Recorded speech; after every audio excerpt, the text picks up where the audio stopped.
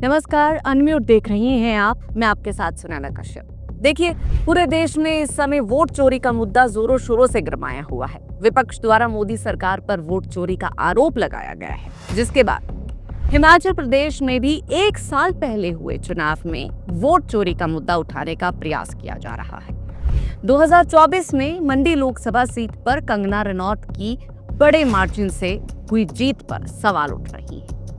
कांग्रेस अध्यक्ष और मंत्री विक्रमादित्य सिंह ने सवाल उठाया है कि नई नवेली दावेदार इतने बड़े मार्जिन से कैसे जीत सकती है और दिग्गज विक्रमादित्य सिंह कैसे हार सकते हैं। देखिए, मसला अगर मार्जिन से जुड़ा है तो फिर सवाल तो तब भी उठने चाहिए थे जब 2019 में कांग्रेस प्रत्याशी आश्रय शर्मा भी बड़े मार्जिन से हारे थे।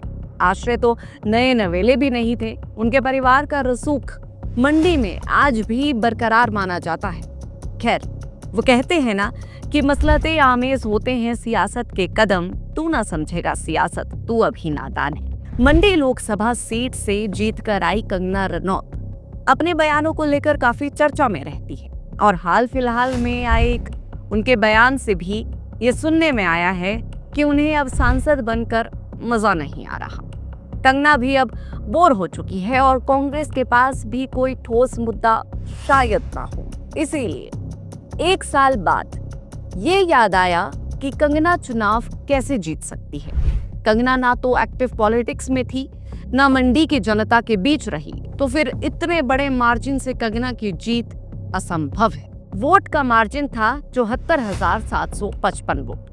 अब जब देश भर में उठ रहे वोट चोरी और चुनावी गड़बड़ी के मुद्दों पर कांग्रेस आवाज उठा रही है, तो फिर भला हिमाचल में कांग्रेस कैसे पीछे रही।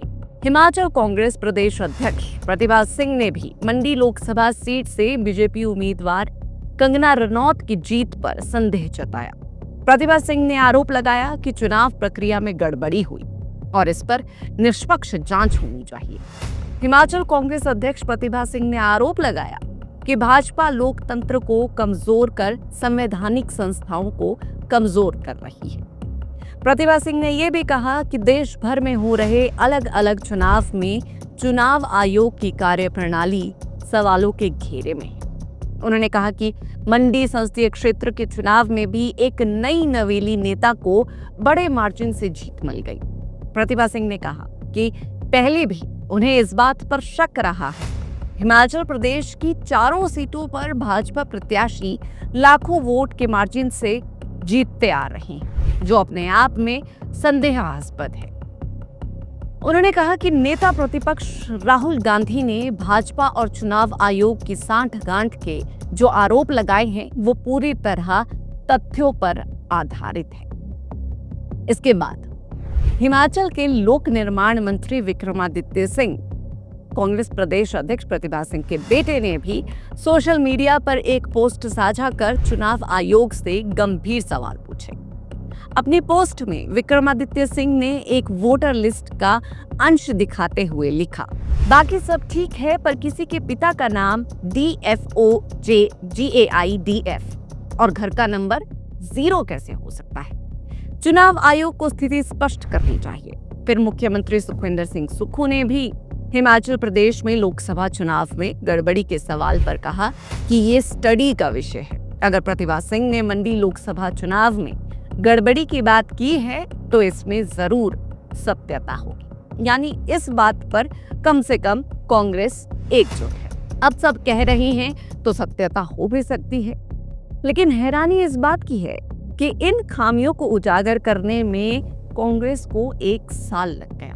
चलिए, देर आए दुरुस्त आए, लेकिन 2019 में भी इसी तरह कांग्रेस प्रत्याशी की हार हुई थी और तब वोट मार्जिन का अंतर 1 या 2 नहीं, पूरे 4 लाख का था। फिर कांग्रेस ने क्यों सवाल नहीं उठाए। देखिए, पिछले 3 लोकसभा चुनावों में, उपचुनाव की बात नहीं कर रही हैं, आम चुनावों में 4 सीटें भाजपा के खाते में जाती रही है। ऐसे में कांग्रेस को संदेह करने से ज्यादा जरूरी आत्मचिंतन करने की जरूरत है कि हर बार चुनाव में हारने के कारण क्या है। देश भर में वोट चोरी का नैरेटिव विपक्ष के लिए बड़ा हथियार है और कांग्रेस इसे हिमाचल में भी भुनाने की कोशिश कर रही है।